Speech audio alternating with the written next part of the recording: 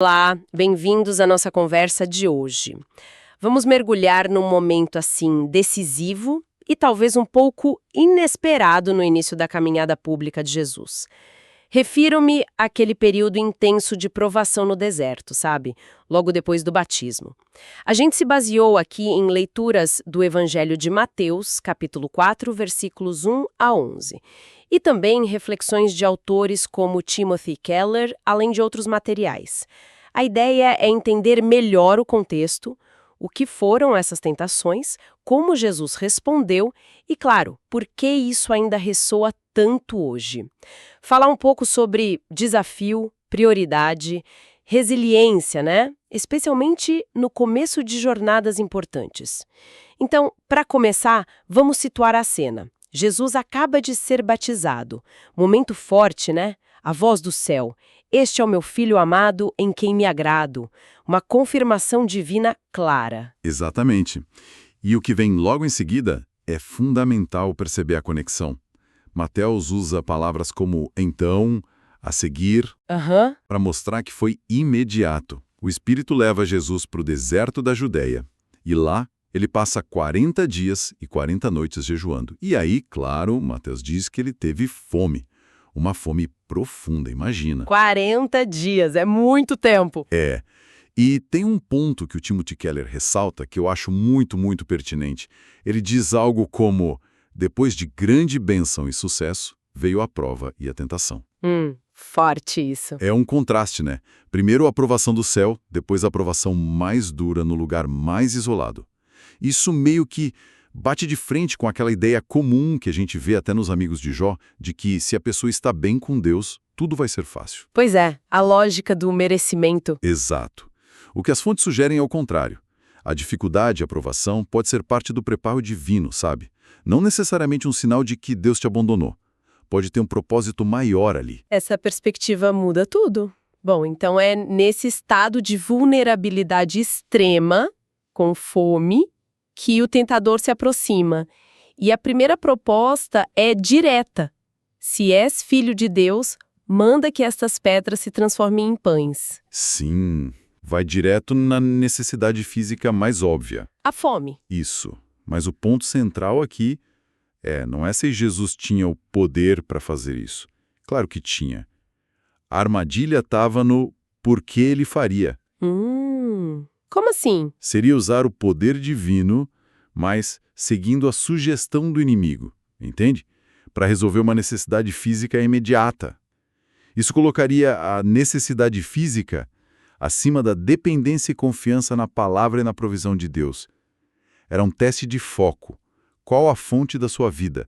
Deus ou o próprio poder? Entendi. Prioridades, né? Totalmente. Um teste sobre depender de Deus ou de si mesmo, no fim das contas. E a resposta de Jesus já define essa prioridade.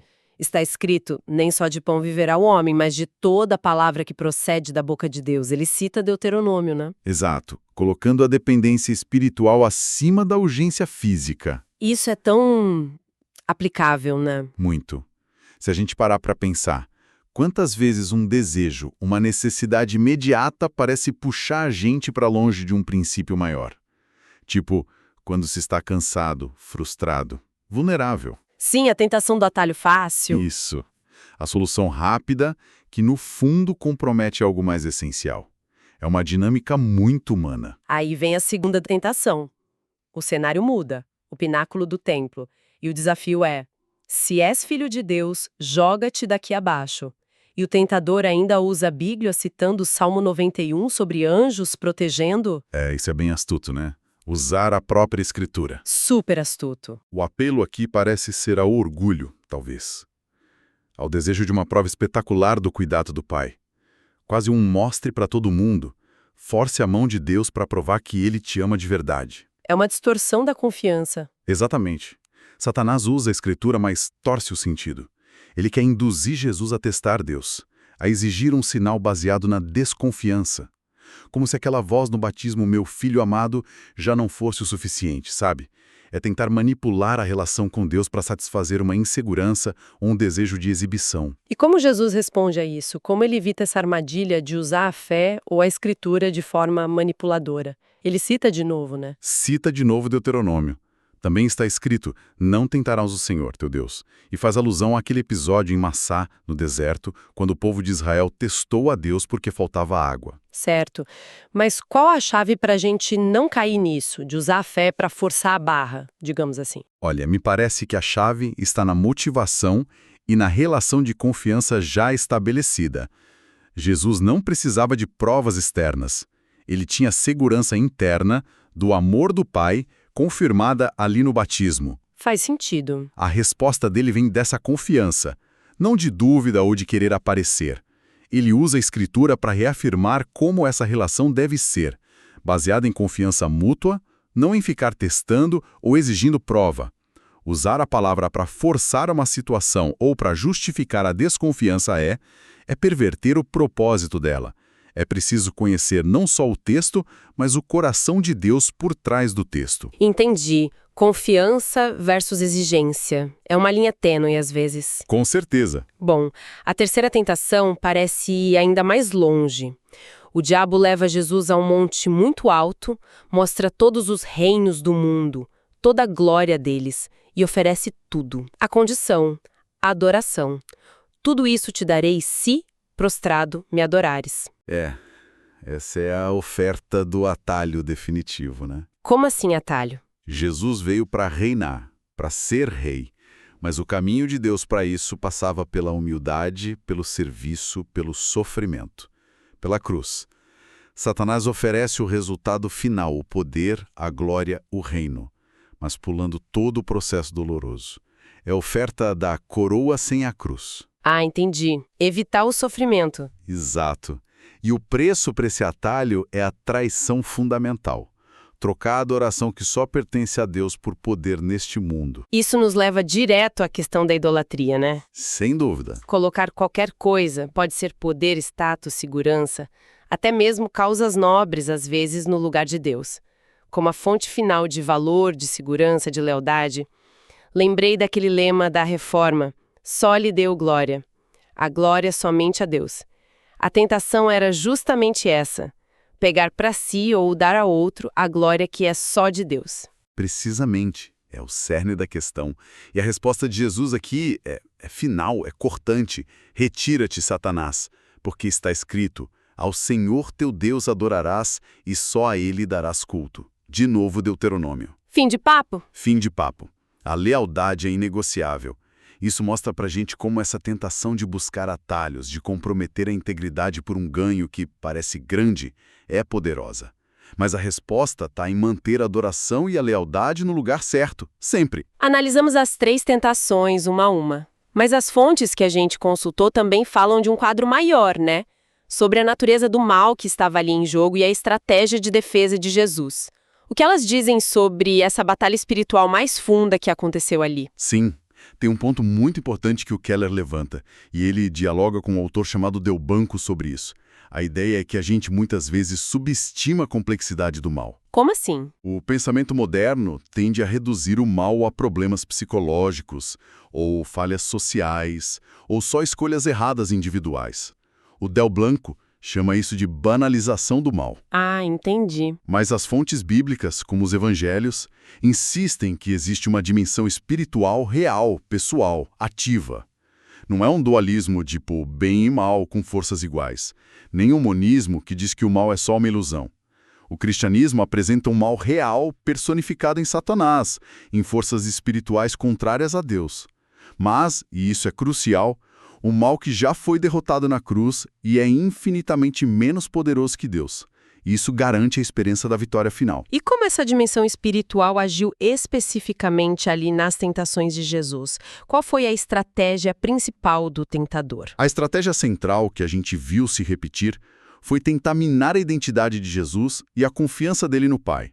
Aquele, se és o Filho de Deus... Sim, ele repete isso. Não era porque Satanás tivesse dúvida, mas era para plantar a dúvida em Jesus, para fazer Jesus agir a partir de uma necessidade de provar quem ele era, em vez de simplesmente descansar na segurança de quem ele era para o Pai. Entendi. Atacar a identidade. Exato.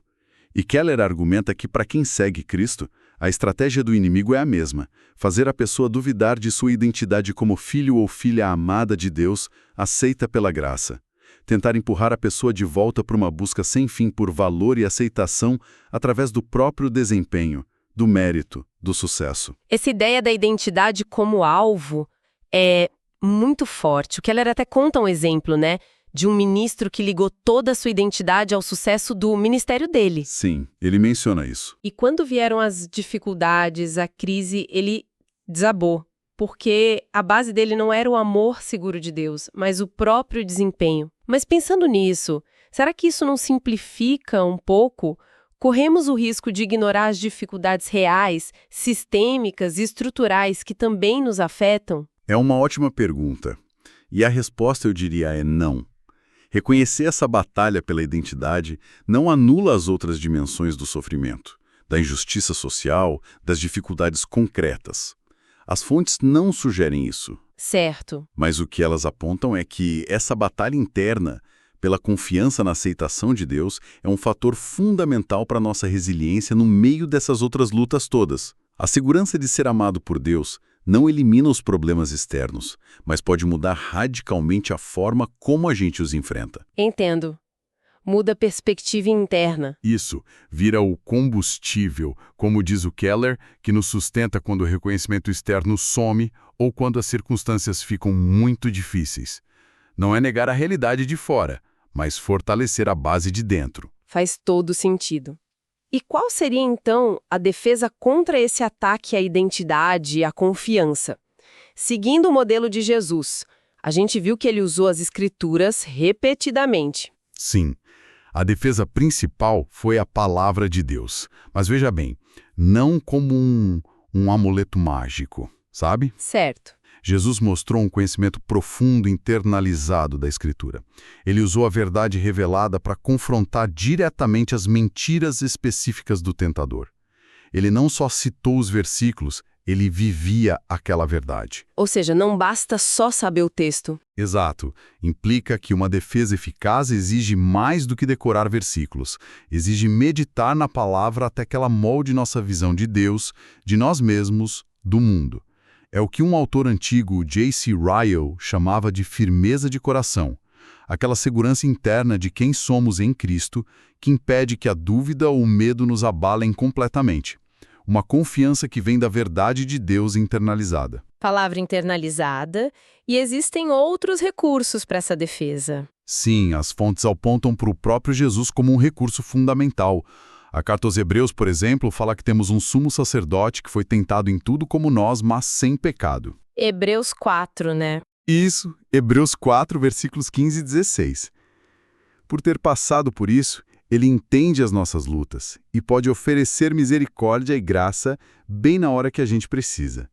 Então a confiança não está só na nossa habilidade de usar a palavra, mas no próprio Senhor da palavra, que venceu a tentação e agora intercede por nós. Confiança na palavra e no Senhor da palavra. Exatamente. E é interessante também notar como essas tentações aconteceram em níveis diferentes. Uma das fontes que lemos faz essa distinção. Que distinção seria essa? Havia o nível que a gente pode chamar de terreno, ou humano. A fome física, o orgulho de querer um milagre espetacular, a ambição por poder, pelos reinos. São desejos, vulnerabilidades que todo ser humano reconhece de alguma forma. Certo, a parte mais obviamente humana da experiência ali. Isso. Mas tinha também o nível messiânico, que era específico da missão de Jesus. Aquele questionamento direto, se és filho de Deus, e a oferta de um reinado que desviava totalmente do plano de Deus, que incluía a cruz. Isso mirava no coração da vocação única dele. Ah, entendi. Atacava o propósito dele. Precisamente.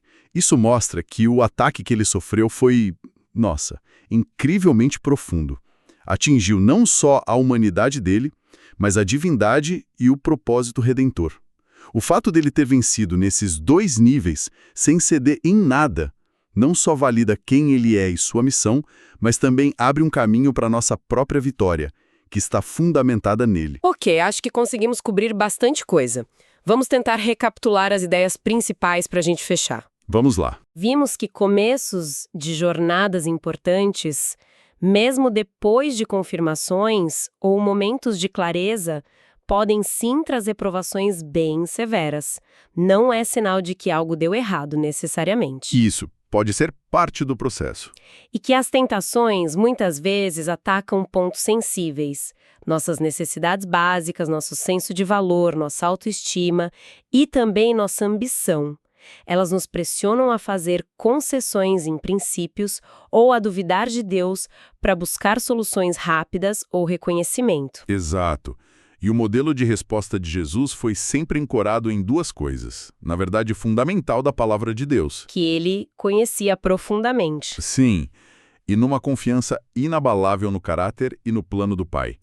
Mesmo quando esse plano parecia difícil e envolvia sofrimento. E aquela perspectiva do Keller é interessante.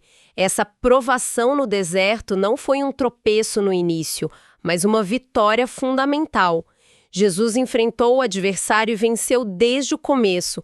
Isso meio que estabeleceu o tom da missão dele. Com certeza. Uma missão marcada pela fidelidade a Deus acima de tudo, rejeitando os atalhos e os valores distorcidos que o mundo oferece. Essa vitória inicial é muito significativa, então. É sim. Mostra que o verdadeiro sucesso, do ponto de vista de Deus, não é evitar a dificuldade ou pegar o caminho mais fácil.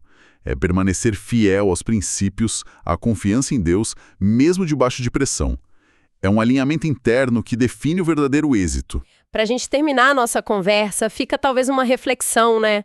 Pensando nos desafios, nas novas fases que a vida traz, como será que esses padrões de tentação que discutimos, que miram necessidades, autoestima, ambição, se manifestam de forma particular para cada um? É uma boa pergunta para se fazer. Talvez indo um passo além da nossa luta pessoal, como essa compreensão de que existe uma batalha espiritual mais ampla, como a que Jesus enfrentou, pode mudar o jeito que a gente encara os desafios no mundo. De que forma? Talvez inspire a não buscar só o nosso próprio sucesso ou segurança, mas a se engajar ativamente contra as coisas que estão erradas no mundo. Lembrei daquela ideia do C.S. Lewis sobre o cristianismo ser uma força de combate, lutando pela restauração. Sim, uma religião combativa, contra o que deu errado. Exato. É uma ideia para continuar pensando, né? Como essa vitória de Jesus no deserto nos equipa e nos chama para ação no mundo hoje. Com certeza.